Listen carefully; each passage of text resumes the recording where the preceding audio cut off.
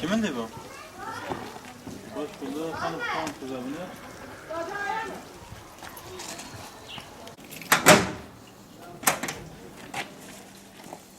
Ha, kalktı. İri.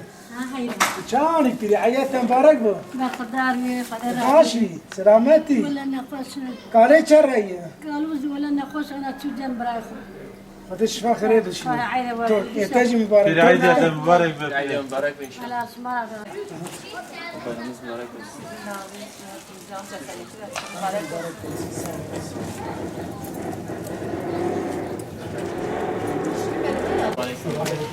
Bayramınız mübarek olsun. Gençler nasılsınız? İyisiniz mi? Emeğiniz. Yetersiniz. Sizin de bayramınız mübarek olsun. Afiyet olsun. İyisiniz. Şimdi bir bayram başlayalım. Tamam. çarşıya git. Tamam bir şey olmaz.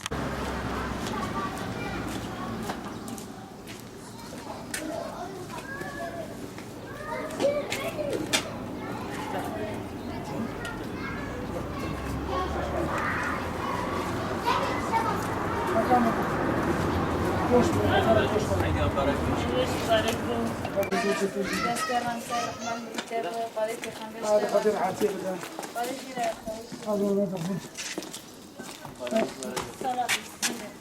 Ne yapıyorsun? Bayramın mübarek olsun abla. Her yeri tabii.